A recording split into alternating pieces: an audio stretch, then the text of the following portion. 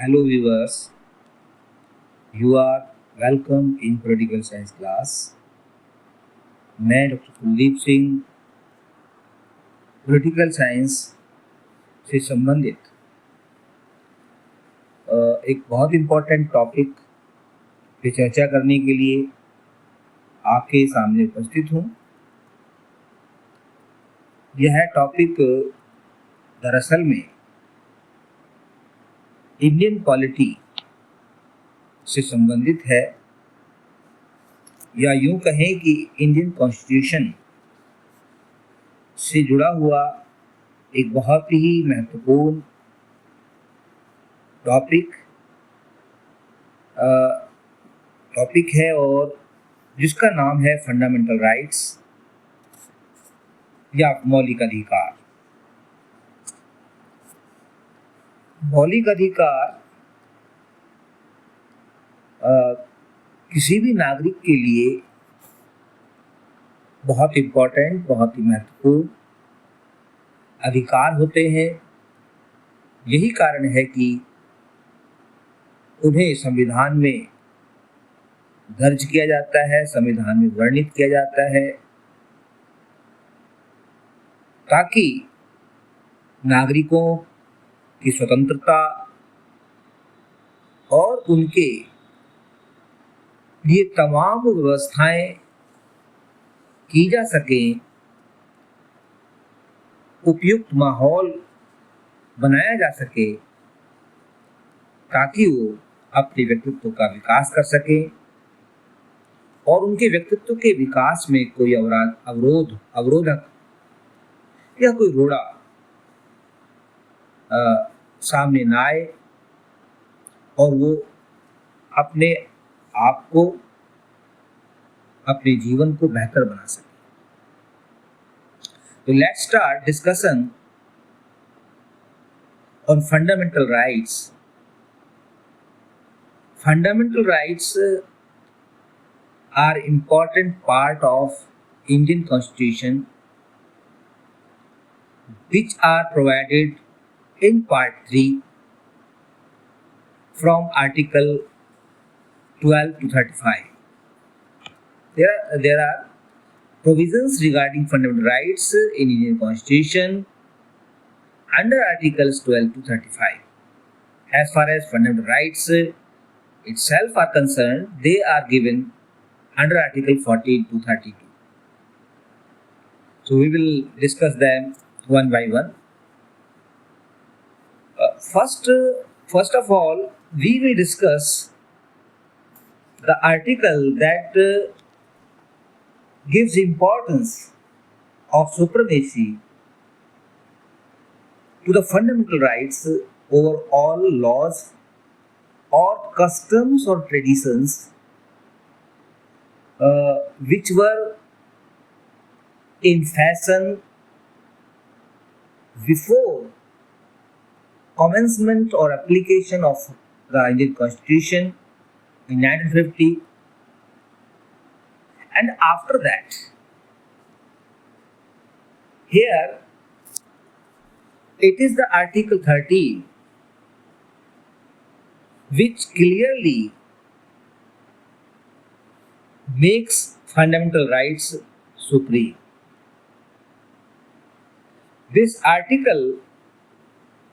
Under this article, it has been provided that no law or tradition or custom can breach fundamental rights. It means fundamental rights are supreme over any law or tradition or custom which is not inconsistent with fundamental right, which is derogatory to fundamental rights. कहने का मतलब है कि fundamental right supreme है, सर्वोच्च है, और किसी भी कानून या किसी भी परंपरा या प्रथा के द्वारा फंडामेंटल राइट्स को वायलेट नहीं कह सकता, उसको भंग नहीं कह सकता।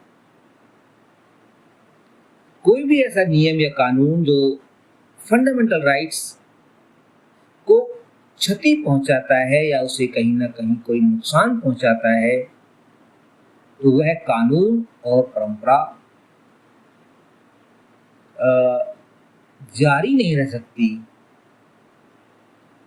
क्योंकि वह फंडामेंटल राइट्स के अगेंस्ट है।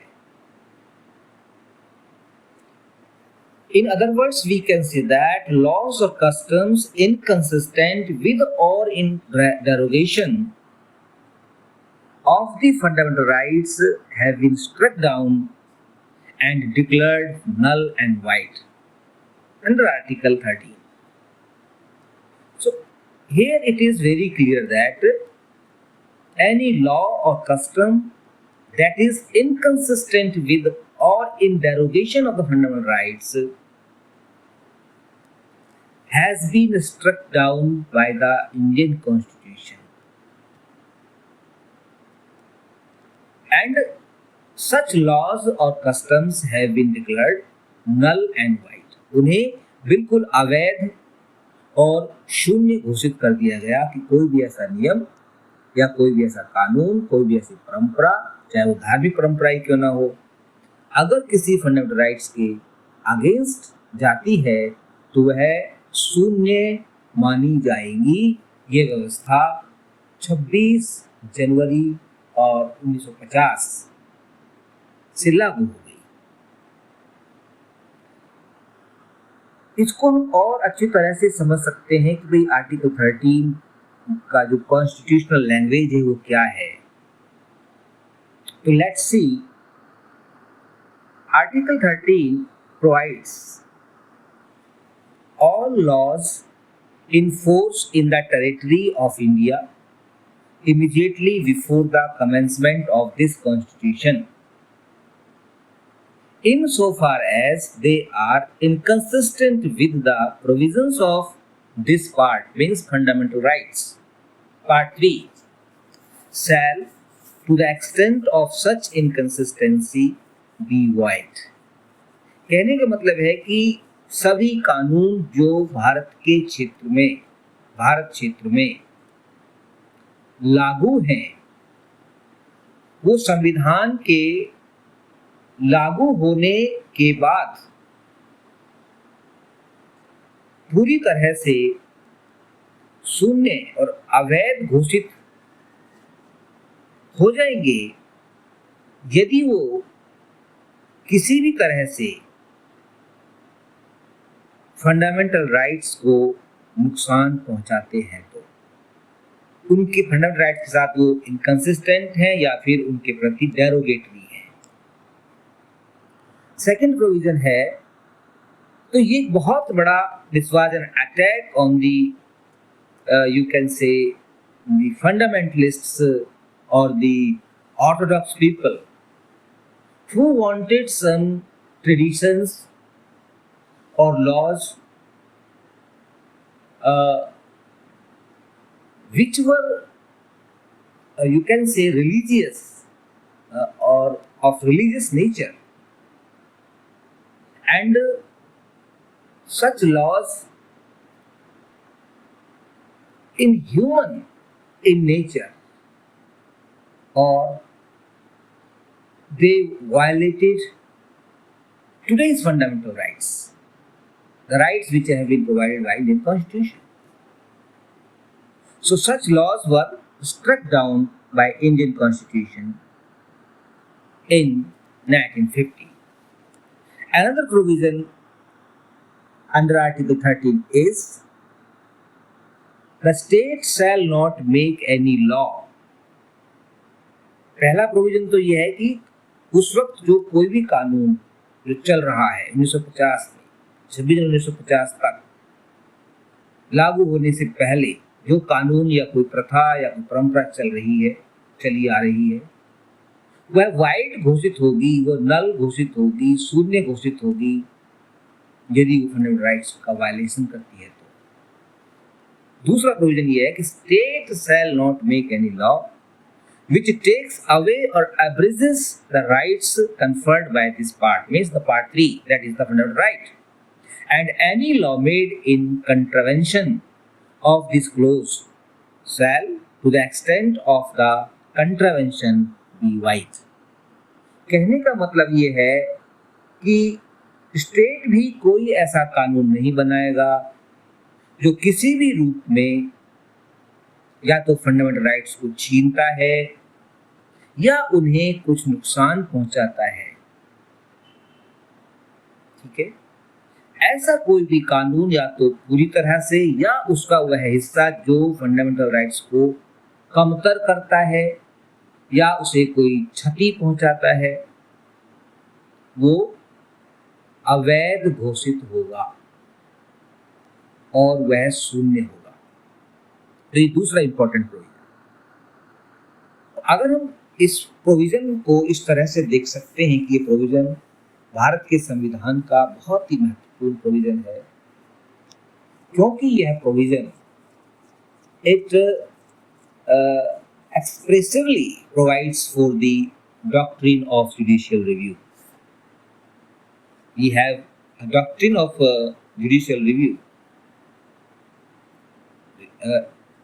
No doubt to say that there is no provision of judicial review in Indian Constitution, but we have a doctrine, such doctrine in our Constitution, which gives judiciary to right or power to safeguard the fundamental rights, and on this basis judiciary gets authority or power to strike down any law made by the legislature or any executive action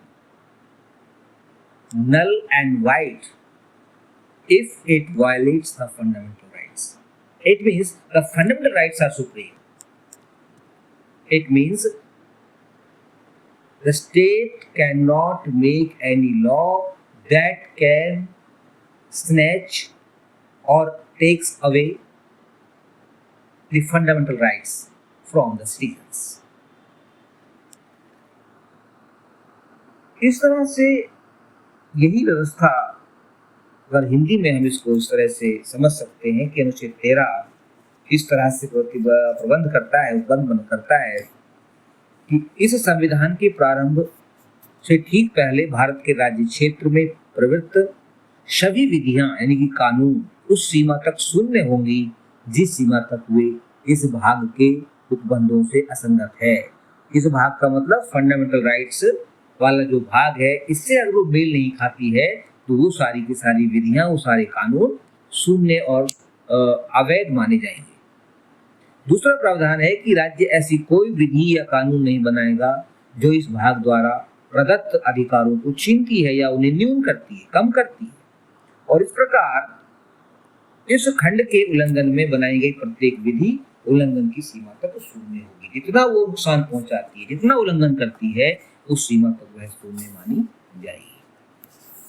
So this is the very important article 13, which makes fundamental rights supreme over any law or the statute or order passed by the government or the executive, which is against the fundamental right.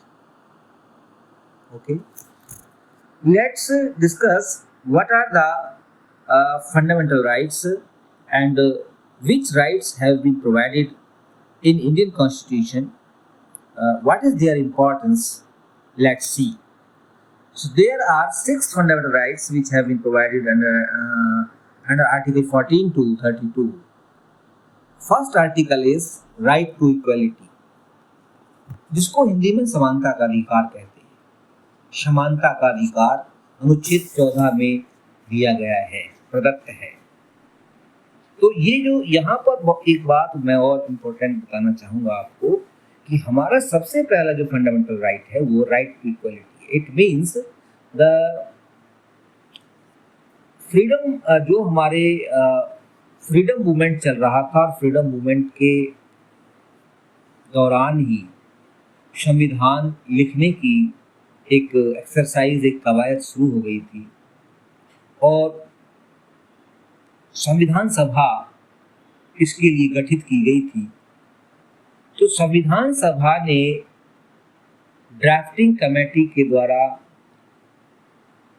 बनाए गए संविधान को स्वीकृत किया, उसे अंगीकृत किया और उस संविधान में ही सबसे ज्यादा, सबसे महत्वपूर्ण माना समानता। तो यहां पर फ्रीडम को उतना इंपॉर्टेंस नहीं दिया जितना कि समानता को दिया। तो यहां पर एक बात बहुत क्लियर है कि ये इसके लिए ये व्यवस्था, सबसे पहले हमने राइट टू फ्रीडम ना लेकर के राइट टू इक्वलिटी को लिया, तो ये दिखाता है कि यहाँ पर हमने समानता को प्रायोरिटी दी, स्वतंत्रता को दूसरे नंबर पे रखा। और इसके पीछे कॉन्स्टिट्यूशन के main architect doctor Bhimrao Ambedkar का बड़ा योगदान रहा, क्योंकि he was very much supporter of equality. He gave priority to equality. That is why he gave priority to right to equality as the president of the drafting committee. First article is right to equality that has been provided under Article 14 to 18. There are you can say 5 rights: 1, 14, 15, 16, 17, 18. Under this article, these articles 14 to 18, significant rights have been provided to Indian Constitution. Bharat के नागरिकों को बहुत महत्वपूर्ण अधिकार दिए गए और ये अधिकार सिर्फ भारत के नागरिकों को ही नहीं के लिए ही नहीं बल्कि फॉरेनर्स के लिए भी उतने ही महत्वपूर्ण है, क्योंकि किसी भी तरह से असमानता को स्वीकार भारत का संविधान नहीं करता है। तो article 14 provides that there shall be equality before law. Article 14 equality before law की बात करता है कि कानून के समक्ष समानता होगी, सभी लोग कानून के समान बराबर होंगे, कानून किसी व्यक्ति के साथ कोई भेदभाव नहीं करेगा। So article 14 provides equality before law and equal protection by law. Article 15 prohibits discrimination. There is a provision of prohibition of discrimination. It means discrimination has been prohibited in Indian Constitution in its article 15. It means nobody will be discriminated on the basis of caste, race, gender, religion and place of birth. No one will be discriminated. No one will be prohibited on from going to public places like ponds, like parks, like restaurants, markets, etc. किसी व्यक्ति के साथ कोई भेदभाव नहीं किया जाएगा, ना जाति के आधार पर, न नस्ल के आधार पर, न धर्म के आधार पर, न लिंग के आधार पर, न ही जन्म स्थान के आधार पर। Article 16 is very important article and it provides for equality of opportunity. Equality of opportunity, अवसर की समानता। There shall be equality of opportunity to all citizens of India in education and employment. यानी कि शिक्षा और रोजगार में सबको बराबर का अवसर दिया जाएगा। लेकिन यहाँ पर एक इम्पोर्टेंट बात बताना चाहूँगा कि आर्टिकल 15 और 16 में दो चीज़ें और जोड़ी गई हैं कि पहला जो है आर्टिकल 15 है कि इसमें भेदभाव की मनाही की गई है, किसी के साथ कोई भेदभाव नहीं किया जाएगा, सबको आगे बढ़ने के लिए बराबर के अवसर दिए जाएंगे। आर्टिकल 16 में प्रोविजन है।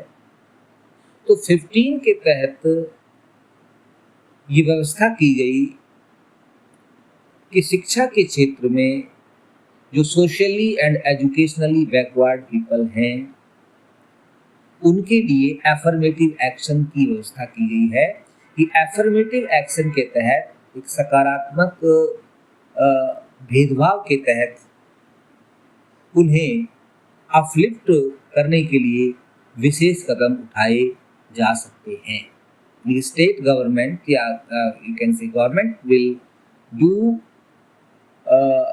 special actions for betterment, for upliftment of the downtrodden or the people who are socially and educationally backward।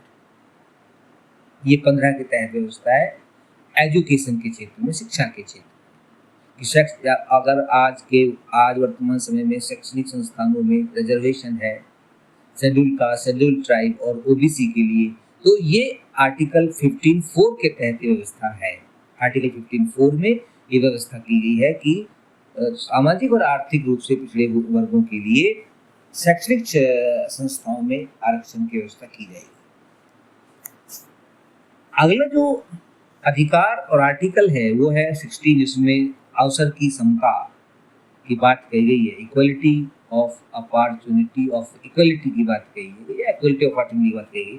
तो उसका साफ मानना है कि 16(4) में ये प्रोविजन जोड़ दिया गया है कि सोशली और बैकवर्ड पीपल के लिए सरकारी नौकरियों में प्रतिनिधित्व दिया जाएगा, उनको रिप्रेजेंटेशन दिया जाएगा, उनको आरक्षण दिया जाएगा। तो ये एफर्मेटिव एक्शन के तहत ये व्यवस्था की गई है, जिसे कुछ लोग इक्वलिटी ऑफ अपॉर्चुनिटी जैसे प्रावधान का या राइट टू इक्वलिटी का वायलेशन मानते हैं। लेकिन इस वायलेशन को पहले ही संविधान में स्वीकार कर लिया गया था, because it was necessary for upliftment of the people who are socially and educationally backward. अगर ऐसा नहीं किया जाता तो फिर वो लोग हमेशा के लिए सोशली और एजुकेशनली बैकवर्ड ही रह जाते। तो जैसे कि एक ऐसे मरीज को स्पेशल ट्रीटमेंट देने की आवश्यकता होती है जो बहुत सीरियस है, जिसकी हालत खराब है, तो उसे हम आईसीयू में रखते हैं और आईसीयू में उसको स्पेशल ट्रीटमेंट दिया जाता है, क्योंकि उसका जो लाइफ है वो रिस्क में होता है। There is a risk to his or her life, that is why he is required to be admitted in ICU. It is necessary to give special treatment to such patient. In this way, affirmative action has been suggested for the betterment of the socially and educationally backward people. Article 17, that is the part of right to equality, is also an important article which provides for abolition of untouchability. This article, Article 17, prohibits untouchability and it makes it a punishable act, and practice of untouchability is a punishable act under Article 17. अनुच्छेद 17 ये व्यवस्था करता है कि अस्पृश्यता अथवा छुआछूत किसी भी तरह से उसे स्वीकार नहीं किया जाएगा, और कोई व्यक्ति यदि उसको अमल में लाता है या उसे व्यवहार में लाता है, उसे प्रैक्टिस करता है, तो उस व्यक्ति को दंड दिया जाएगा। तो ये इसलिए है क्योंकि भारत में आज़ादी से पहले, भारत के नए संविधान के लागू होने से पहले भारत में गैर बराबरी थी, असमानता थी, जातिगत भेदभाव था, और वो जातिगत भेदभाव का एक घृणित चेहरा था अस्पृश्यता अथवा अनटचेबिलिटी, जिसमें व्यक्ति व्यक्ति को स्पर्श नहीं कर सकता था, उसको टच नहीं कर सकता था। तो एक इनह्यूमन एक ट्रेडिशन देश में चल रही थी, उस इनह्यूमन एक्टिविटी को इनह्यूमन प्रैक्टिस को समाप्त किया गया है under article 17। Article 18 makes provision for prohibition of titles, यानी किसी भी तरह के कोई टाइटल्स लोगों को नहीं दिए जाएंगे एक्सेप्ट दी सिविल अवार्ड्स और the military awards, like civil awards like Bharat Ratna, Padma Shri, Padma Vibhushan, Padma Bhushan. These are the civil awards which are granted by the President of India to the people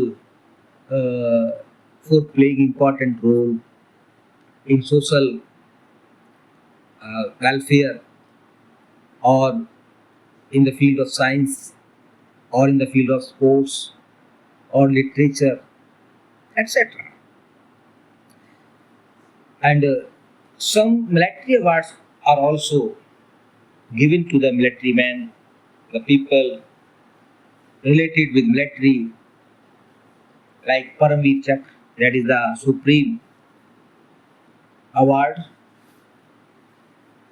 as far as military is concerned. Paramveer Chakra, then Ashok Chakra, Mahavir Chakra, Shaurya Chakra, etc. These are the military awards. Except these awards, no other title will be given to any citizen of India.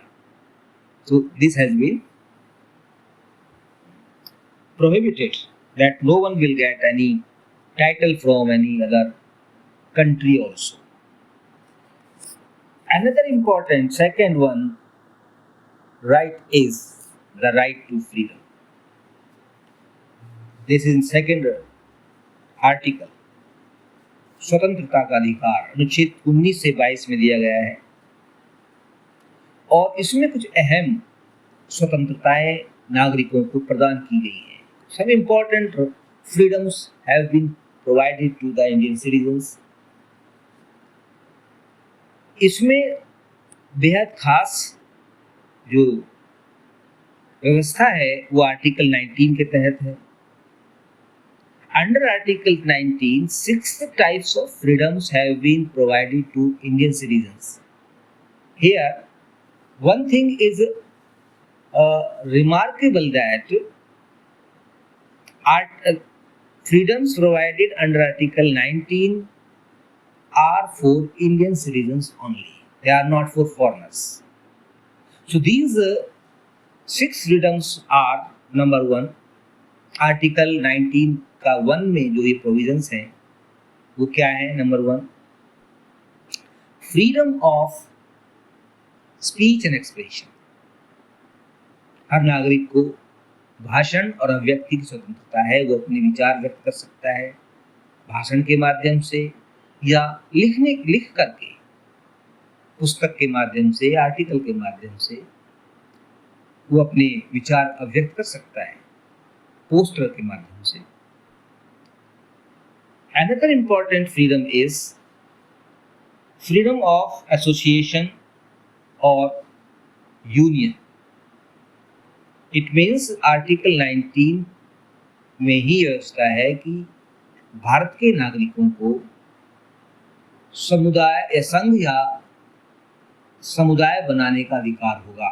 संघ का मतलब था union बनाना, association बनाना.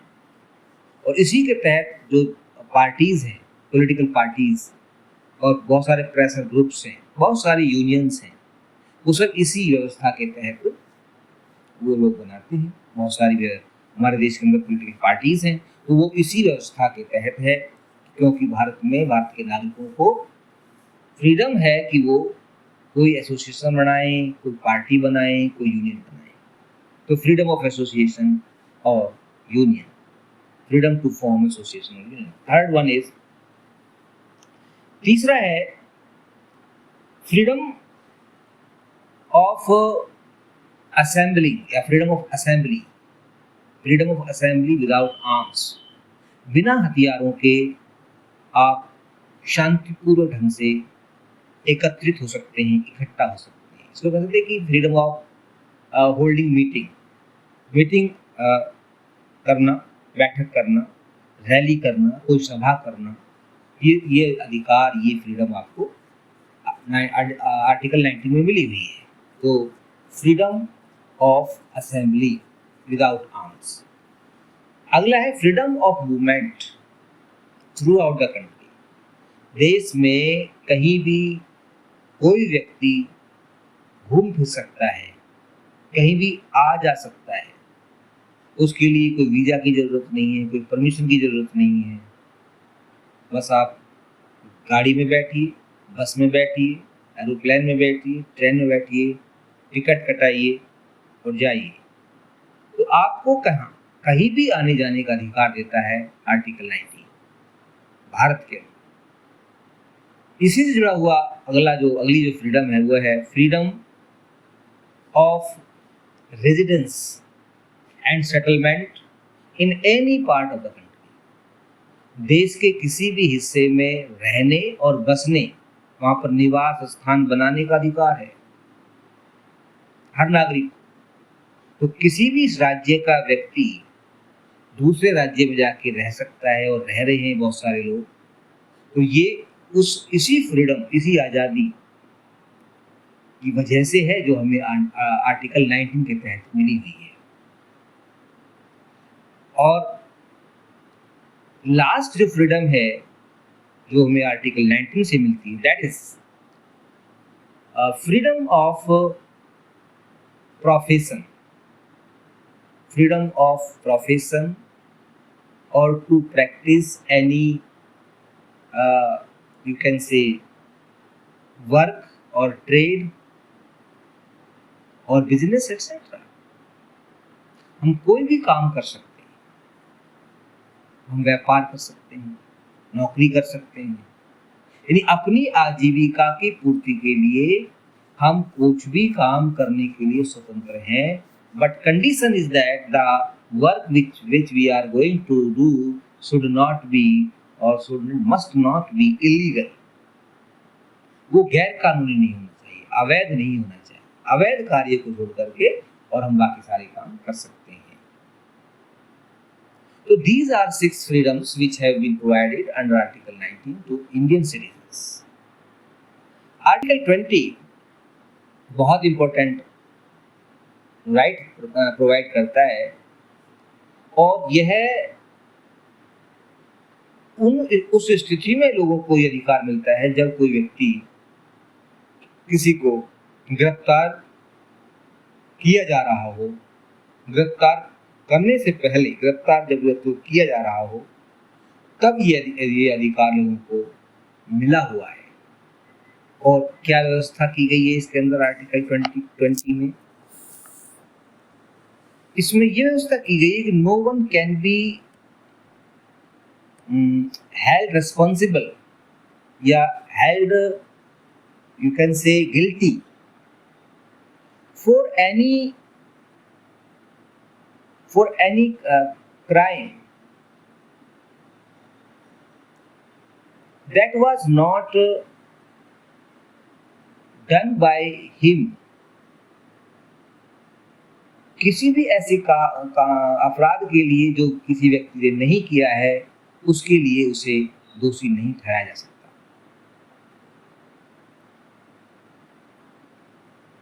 जब तक कि उसने ऐसा कोई अपराध ना किया हो। अपराध अगर वो करता है तो फिर तो उस व्यक्ति को सजा मिलेगी, अगर उसे गिरफ्तार भी किया जाएगा सजा भी मिलेगी। लेकिन इसी से जुड़ा हुआ एक और अधिकार है कि किसी व्यक्ति को उस कानून के तहत बंदी नहीं बनाया जा सकता, उसे गिरफ्तार नहीं किया जा सकता जो अपराध करते वक्त लागू नहीं था। यानी कि जो अपराध करते वक्त कानून लागू है उसी के तहत किसी व्यक्ति को चार्जशीट किया जाएगा, उसी कानून के तहत उसको सजा दी जाएगी। जैसे मान लीजिए किसी कानून में अपराध करते समय एक कानून है कि भाई इसमें 10 साल की सजा है, लेकिन अपराध करने के 6 महीने बाद या 2 महीने बाद या 10 दिन बाद एक कानून और बन गया तो भाई इस अपराध में ये सजा होगी, उम्र कैद होगी या फांसी होगी, तो उस व्यक्ति के ऊपर 10 दिन बाद बना हुआ कानून लागू नहीं होगा, उस अपराधी के ऊपर वही कानून लागू होगा जो उसके अपराध करते समय लागू था। तो बहुत इंपॉर्टेंट बात है ये। दूसरा इसमें इंपॉर्टेंट प्रोविजन है कि no one will be punished twice or more than twice for the same crime। कोई व्यक्ति समान अपराध के लिए, यानी कि मैंने कोई गलती करी एक बार तो उसके लिए मुझे बार बार दंडित नहीं किया जाएगा। एक बार गलती करने पर एक बार ही दंड दिया जाएगा। किसी व्यक्ति को एक ही अपराध के लिए एक बार से अधिक ना तो उसे अभियोजित किया जाएगा, मतलब ना तो उसके ऊपर कानून मुकदमा चलाया जाएगा, ना ही उसे दंडित किया जाएगा, ना ही उसे पनिशमेंट दी जाएगी। थर्ड इंपॉर्टेंट इसमें जो आज़ादी है या फिर जो अधिकार है वो ये है कि no one shall be forced to be a witness against himself or herself। किसी भी व्यक्ति को अपने ही खिलाफ, अपने ही विरुद्ध गवाही देने के लिए मजबूर नहीं किया जाएगा कि भाई आप कबूल करो कि हाँ मैंने ये गलती की है, तो ऐसा किसी को भी मजबूर नहीं किया जाएगा। इसलिए कोर्ट में पुलिस के सामने दी गई गवाही शून्य मानी जाती है और मजिस्ट्रेट के सामने दी गई गवाही इंपॉर्टेंट मानी जाती है, उसी को इंपॉर्टेंट दी जाती है। तो ये इतना इंपॉर्टेंट राइट्स हैं जो व्यक्ति के साथ अन्याय और इनजस्टिस होने से रोकते हैं। इसी से जुड़ा हुआ एक अगला आर्टिकल है, article 21 under right to freedom, that is right to life and personal liberty और individual liberty, यानी कि प्राण और दैहिक स्वतंत्रता का अधिकार का संरक्षण। हर व्यक्ति को जीवन का अधिकार है और अपनी स्वतंत्रता, निजी स्वतंत्रता का अधिकार भी है। इसमें ये स्पष्ट लिखा हुआ है इस प्रोविजन के तहत, article 21 says that no one will be deprived of his or her life, ठीक है, no one shall be deprived from his or her life and personal liberty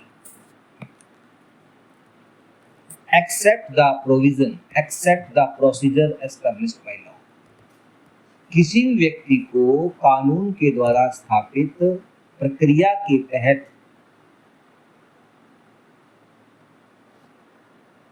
ही उसके जीवन और उसकी स्वतंत्रता से वंचित किया सकता है।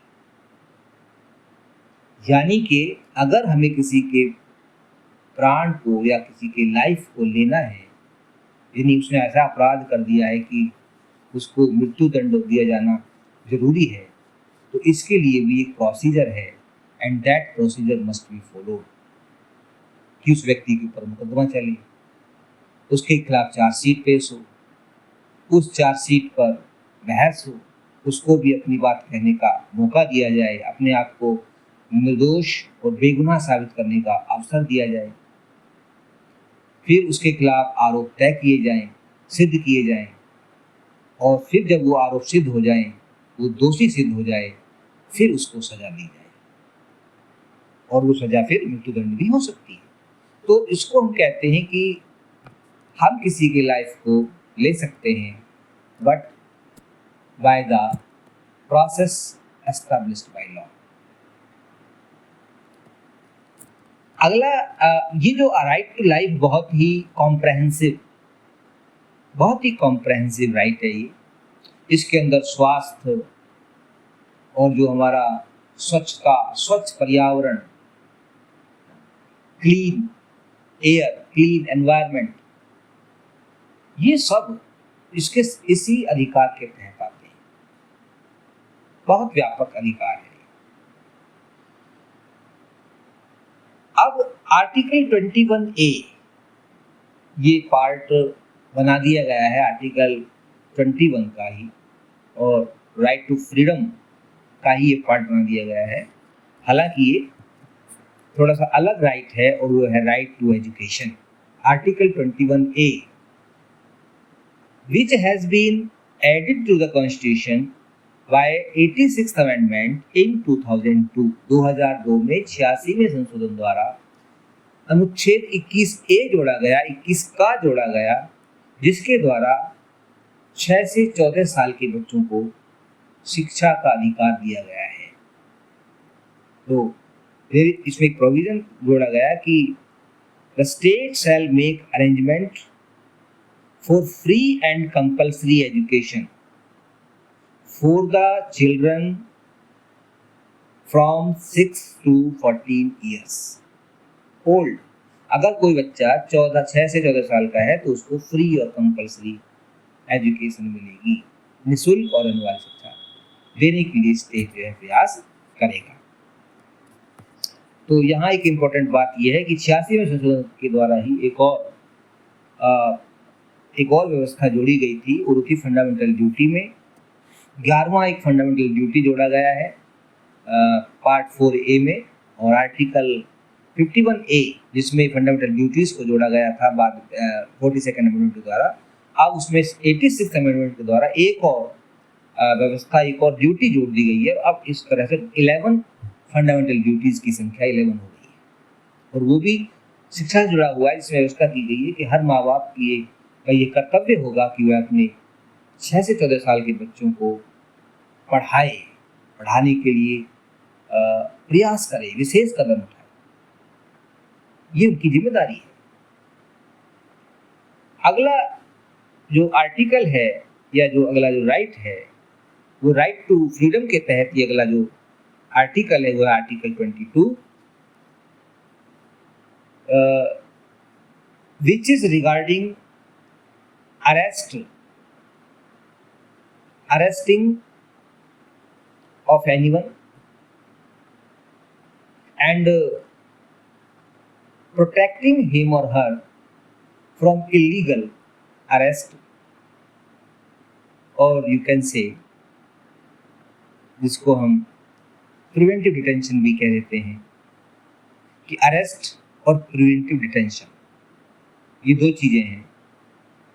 इनके लिए व्यवस्था संविधान में की गई है कि किसी भी नागरिक को, किसी भी व्यक्ति को इलीगल गिरफ्तारी से बचाया जाए, और हर नागरिक को अधिकार है कि, और नागरिक ही नहीं, वो फॉरेनर्स के लिए भी अधिकार है कि वो इलीगल अरेस्ट से बचने का उनके पास अधिकार हो, उनके पास स्वतंत्रता हो। तो मान लीजिए पहले किसी व्यक्ति को अगर गिरफ्तार किया जा रहा है, तो गिरफ्तार जब किया जाएगा तो उसको गिरफ्तारी का ग्राउंड बताना होगा। The police shall have to tell the ground of arrest, why he is being arrested, कि उसे गिरफ्तार क्यों किया जा रहा है। तो anyone who is supposed to be arrested can ask for the grounds of arresting, causes of arrest, मुझे कारण बताइए किस आधार पर मुझे गिरफ्तार किया जा रहा है, नंबर 1। ठीक है। इसी के तहत ये जुड़ा हुआ व्यवस्था है, प्रावधान है कि anyone who is arrested can take the legal advice from the lawyer of his or her choice। जिस व्यक्ति को गिरफ्तार किया जाता है उसे अपने पसंद के किसी भी वकील से कानूनी सलाह लेने का अधिकार है, स्वतंत्रता है। इसी से जुड़ा हुआ एक और प्रावधान है इसमें कि if anyone is arrested he or she must be produced before the magistrate within 24 hours। 24 घंटे के अंदर अंदर उस व्यक्ति को मजिस्ट्रेट के सामने प्रस्तुत किया जाना आवश्यक है, पेश किया जाना आवश्यक है। 24 घंटे से ज़्यादा किसी व्यक्ति को कस्टडी में नहीं रखा जा सकता। ये प्रोविजन है, प्रावधान है, जिसका कई बार प्रैक्टिस में अगर हम बात करें तो बहुत उल्लंघन भी होता है इसका, खासतौर से रूरल एरियाज में, बहुत दूर दराज के जो क्षेत्र हैं जहाँ लोग अवेयर नहीं हैं, उन्हें अपने राइट्स और फ्रीडम के बारे में पता नहीं है, तो उनके साथ जो है उन्हें इस तरह की समस्याओं का सामना करना पड़ता है। तो प्रावधान ये है कि no one can be if anyone is arrested he or she must be produced before the nearest magistrate court, you can say, within 24 hours, excluding the journey period। Journey period को छोड़कर, जर्नी पीरियड को निकाल करके 24 घंटे के अंदर अंदर, यानी कि यात्रा में जो समय लगेगा उसको हटा दिया जाता है, काट दिया जाता है कि भाई ऐसा नहीं कि यात्रा में 24 घंटे निकल जाएं और उसको पेश नहीं किया गया, that will be considered as the violation of fundamental rights. No, उसके यात्रा में जो समय लग रहा है उसे माइनस किया जाएगा, फिर 24 घंटे गिने जाएंगे। तो ये बहुत इंपॉर्टेंट अधिकार है भारत के नागरिकों का। इसके तहत ही, इसके साथ ही ये जो राइट टू फ्रीडम है, ये लोगों को जो गलत तरीके से हिरासत में लोगों को रखा जाता है, उन सारी प्रयासों, उन सारी कोशिशों को रोकने के लिए है कि किसी व्यक्ति को इलीगल तरीके से कस्टडी में ना रखा जाए। अगर किसी को कस्टडी में रखना भी है पुलिस को, तो वो कोर्ट की परमिशन होगा, मजिस्ट्रेट की परमिशन से ही ऐसा हो सकता है। मजिस्ट्रेट की परमिशन के बगैर ऐसा नहीं हो सकता कि पुलिस उसको 2, 4, 5, 10 दिन अपनी कस्टडी में रख सके। This is the right to freedom that has been provided under article 19 to 22। Now next right, that is the third right, is right against exploitation, शोषण के विरुद्ध अधिकार, which has been provided under article 23 and 24। Article 23 prohibits or negates, you can say,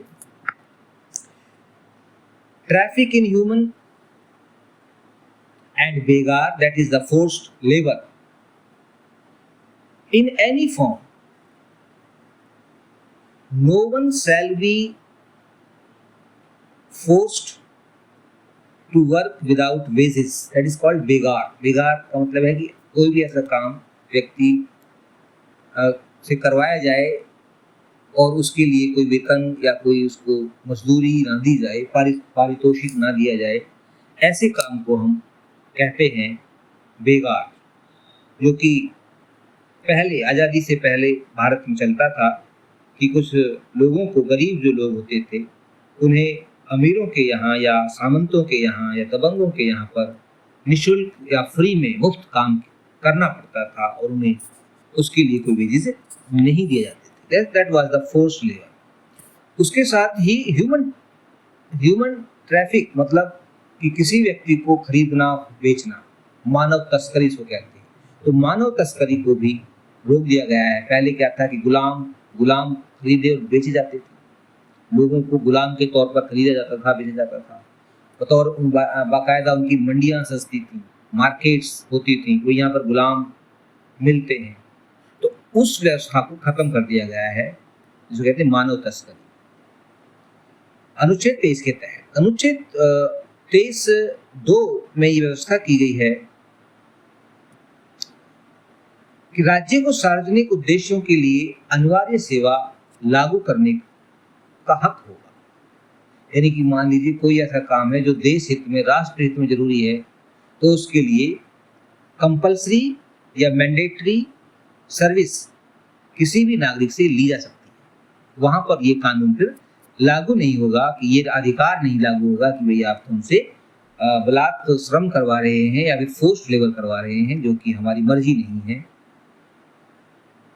तो ऐसी सेवा लागू करने में राज्य केवल धर्म, जाति या किसी भी वर्ग या इनमें से किसी के आधार पर किसी के साथ कोई भेदभाव नहीं करेगा। लेकिन स्टेट को ये बात ध्यान रखनी होगी कि भाई अगर वो किसी से काम ले रहा है तो वो उसकी जाति या धर्म या वर्ग को देख करके ना ले, बस सेवा लेनी है तो वो सेवा हर तरह के व्यक्ति और हर जाति धर्म के व्यक्ति से ली जाए। कोई विशेष जाति के लोगों से या विशेष धर्म के लोगों से सेवा नहीं ली जाए, यानी कि कोई भेदभाव ना हो। Article 24 stops child labour. इसमें व्यवस्था की गई है कि 14 वर्ष से कम उम्र के किसी भी बच्चे को किसी भी कारखाने या खदान में काम करने के लिए या फिर किसी अन्य खतरनाक कार्य में नहीं लगाया जाएगा। Article 24 says that children below 14 years will not be employed or deployed in any factory or mine or any hazardous employment which can be risky to his or her life। तो ऐसे किसी भी काम में बच्चे को नहीं लगाया जाएगा जो खतरनाक हो, जैसे खदान या फैक्ट्री, यदि बच्चे की उम्र 14 वर्ष से कम है। तो 14 वर्ष तक से कम उम्र के बच्चों को चाइल्ड लेबर से रोका गया है ताकि वो बच्चे पढ़ लिख सकें। तो ये है आपका शोषण के विरुद्ध अधिकार, right against exploitation. Another important right is right to freedom of religion। ये आपका 4th राइट है, right to freedom of religion, धार्मिक स्वतंत्रता का अधिकार, अनुच्छेद 25 से 28, आर्टिकल 25 to 28 में दिया हुआ है। यह है भारत में एक पंथ निरपेक्ष सेकुलर स्टेट की स्थापना करने के लिए उद्देश्य से दिया गया है। धर्म के आधार पर कोई भेदभाव नहीं, धर्म के मामले में स्टेट कोई हस्तक्षेप नहीं करेगा। हर व्यक्ति को अपने इच्छा के अनुसार किसी भी धर्म को मानने या ना मानने की आज़ादी होगी। किसी नागरिक को कोई धार्मिक कर के लिए बाध्य नहीं किया जाएगा, किसी से कोई रिलीजियस टैक्स नहीं लिया जाएगा और किसी भी धर्म विशेष को प्रोत्साहन नहीं देगी गवर्नमेंट। हर नागरिक को अपनी मर्जी से किसी भी धर्म को मानने और उसका प्रचार करने का अधिकार होगा।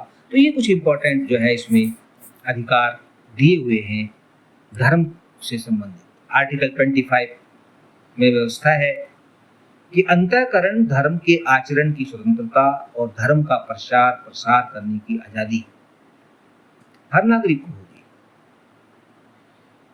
इसके अंतर्गत अंतःकरण की स्वतंत्रता निहित है, जिसके तहत व्यक्ति ईश्वर के किसी भी रूप को मान सकता है, उसका प्रचार प्रसार कर सकता है। और यह भी स्वतंत्रता है कि यदि कोई व्यक्ति चाहे तो वो नास्तिक भी रह सकता है, जरूरी नहीं है कि वो ईश्वर को माने ही, है ना, वो एथीस्ट कुछ भी हो सकता है। परंतु धर्म के आधार पर ऐसे कार्य नहीं किया सकता जिससे समाज प्रभावित हो, जैसे कि आप छुआछूत, जो धर्म के नाम पर चल रही थी पहले,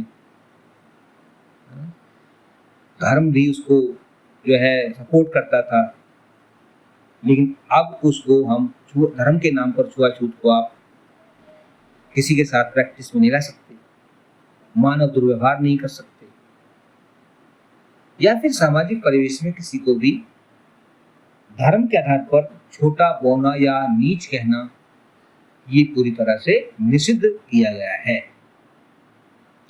अनुच्छेद 26 या article 26 makes provision for freedom of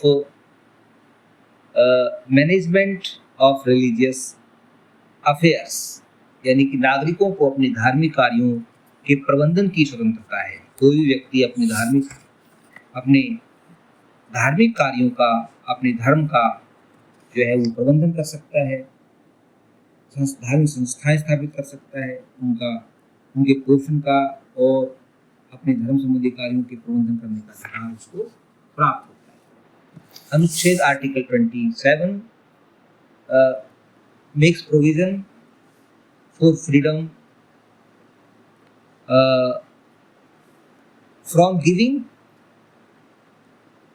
taxes और यू कैन से जैसे डोनेशन, फोर्स डोनेशन, कुछ जबरदस्ती किसी से चंदा लेना, दान लेना या कोई कर लेना in the name of religion, on the basis of religion. धर्म की अभिव्यक्ति के लिए, अभिवृद्धि के लिए, धर्म को बढ़ाना है हमें, धर्म की अभिवृद्धि के लिए for promotion of a particular religion no one can be forced to give taxes.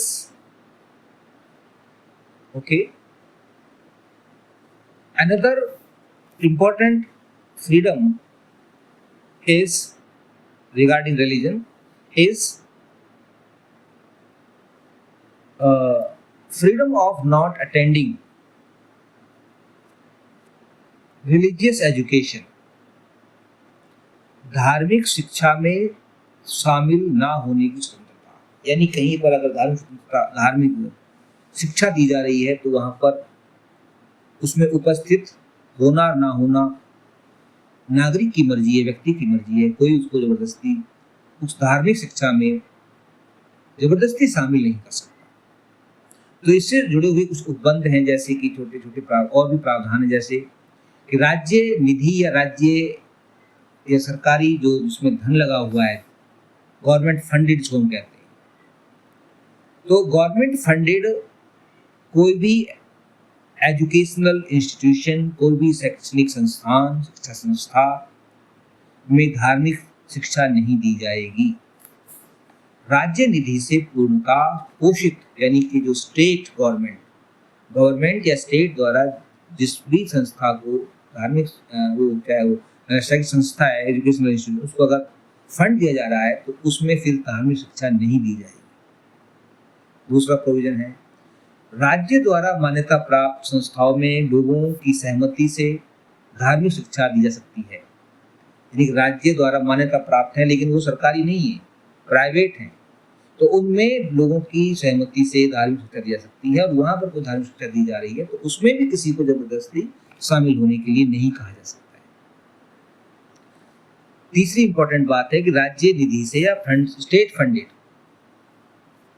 कोई भी संस्था लोगों की सहमति से धार्मिक शिक्षा दे सकती है, लेकिन जैसे कि धार्मिक शिक्षण संस्थाओं में जैसे कि मदरसे हैं, संस्कृत विद्यालय आदि हैं, लेकिन सरकारी निर्देश अनुसार उन्हें सरकार द्वारा निर्देशित पाठ्यक्रम पढ़ाना भी अनिवार्य होगा कि वहाँ पर जो गवर्नमेंट का सिलेबस है वो भी वहाँ पर पढ़ाना जरूरी है। ये नहीं कि वहाँ सिर्फ शिक्षा धर्म की ही दी जाती रहे और कुछ शिक्षा दी ना जाए।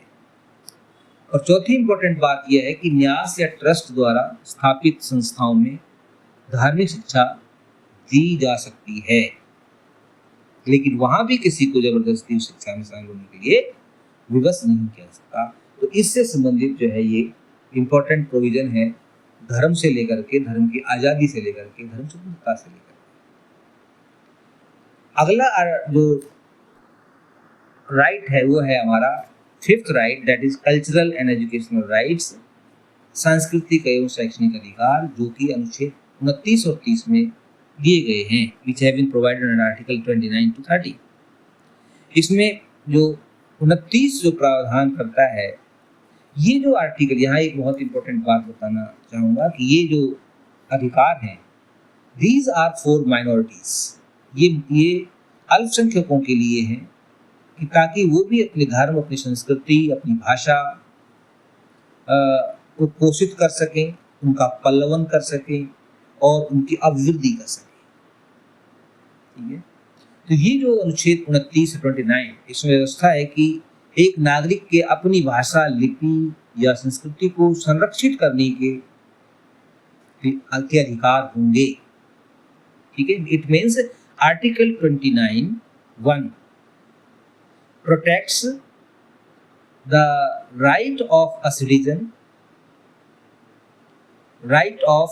citizen's right of his protecting his language, script or culture. Number 1. Number 2, 29 का 2 पार्ट says राज्य द्वारा पोषित या राज्य निधि से सहायता प्राप्त किसी शिक्षा संस्थान में प्रवेश से किसी भी नागरिक को केवल धर्म, मूलवंश, जाति, भाषा या इनमें से किसी के आधार पर वंचित नहीं किया जाएगा।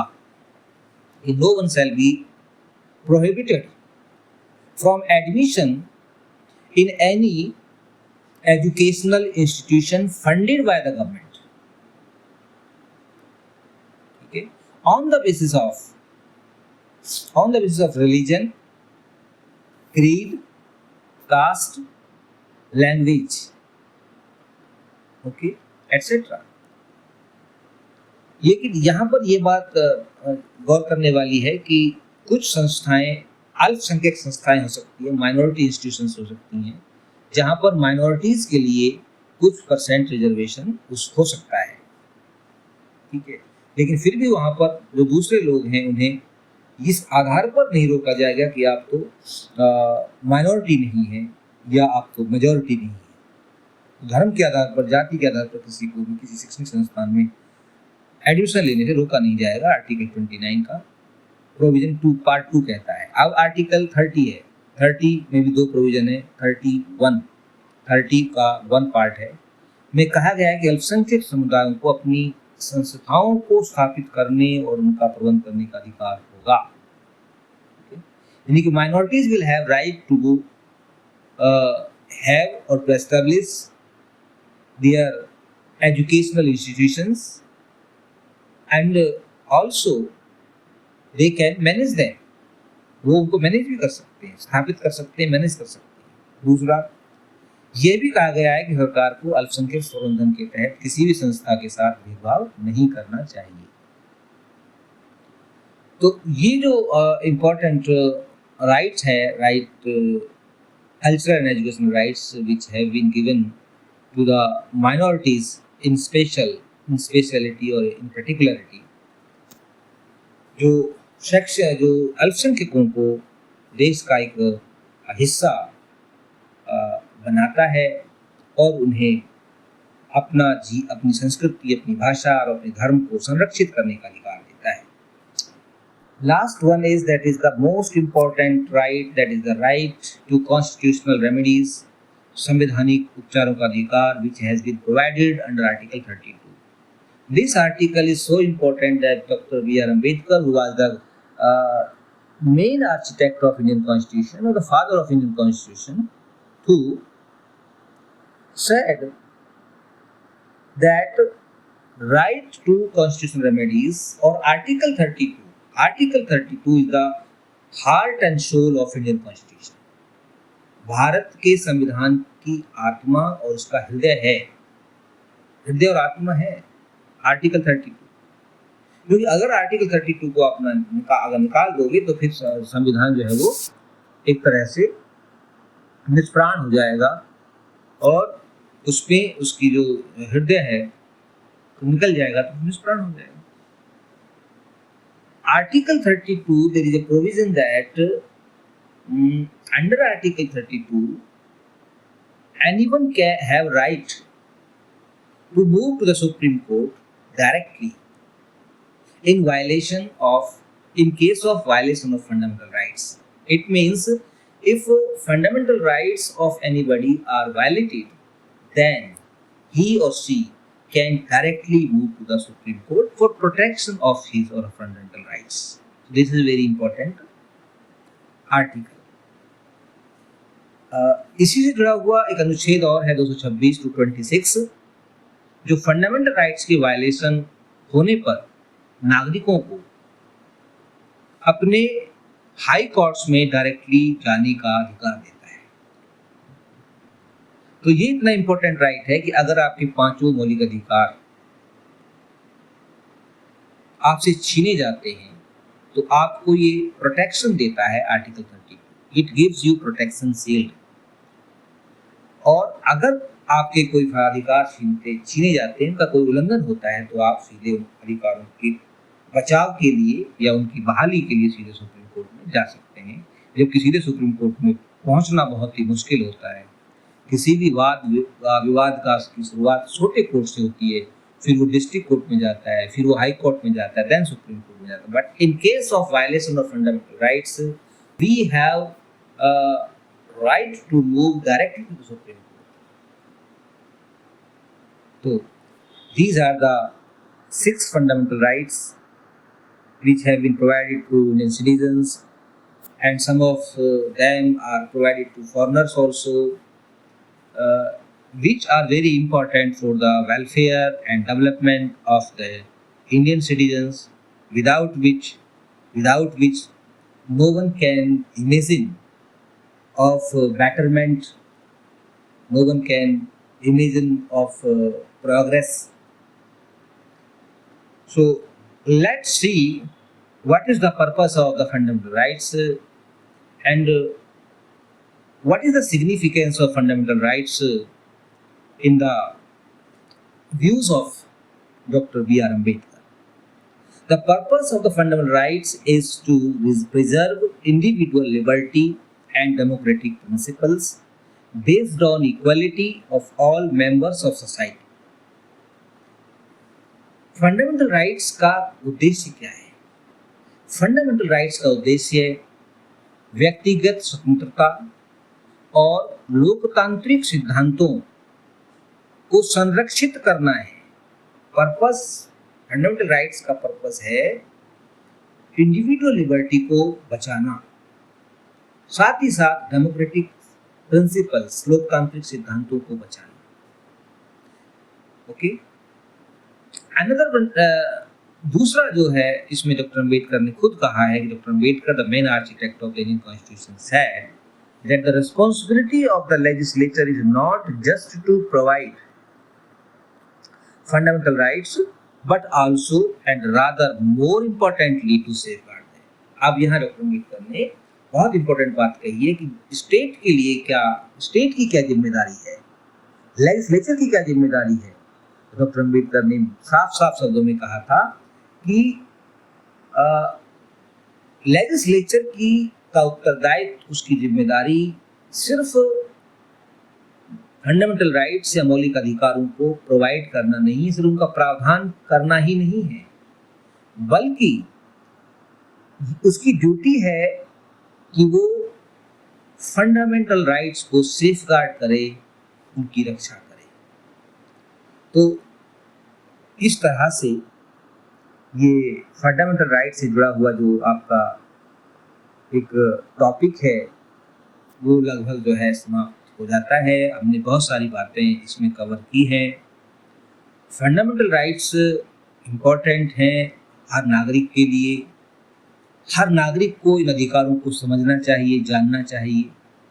अगर ये अधिकार और ये उन्हें ये इमेजिन भी करना चाहिए कि अगर ये अधिकार नागरिकों के पास ना हो तो फिर उनका जीवन कैसा होगा, क्या वो ऐसा जीवन जी सकते हैं जो आज जी रहे हैं, क्या वो अपने व्यक्तित्व का विकास कर सकते हैं। ये सब कुछ ऐसे प्रश्न हैं जो फंडामेंटल राइट्स के इम्पोर्टेंस को समझाते हैं, बताते हैं। तो इसलिए राइट्स होना बड़ी बात नहीं है।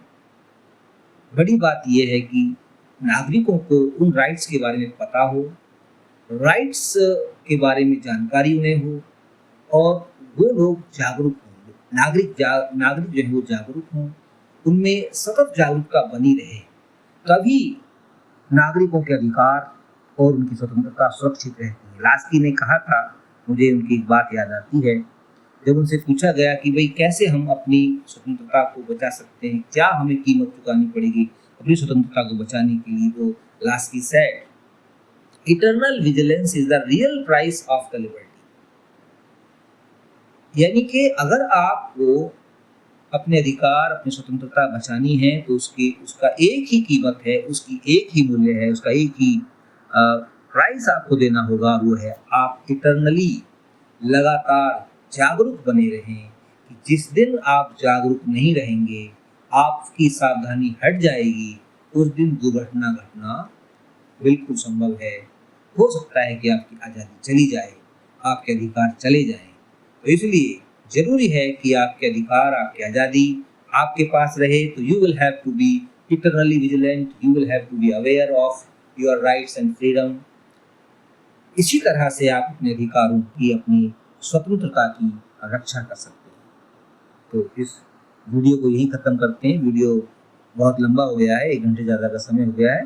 तो इस वीडियो को यहीं ख़त्म करते हुए आपसे अनुरोध है कि आपको यदि ये वीडियो अच्छा लगे, आपको इस वीडियो से फंडामेंटल राइट्स समझ में आए हों, फंडामेंटल राइट्स के बारे में जानकारी आपको मिली हो, तो आप कृपया इसको लाइक करेंगे और वीडियो को अधिक से अधिक शेयर करें, ताकि अधिक से अधिक लोगों के पास, व्यूअर्स के पास ये वीडियो जाए और उन्हें भी फंडामेंटल राइट्स के बारे में जानकारी मिले।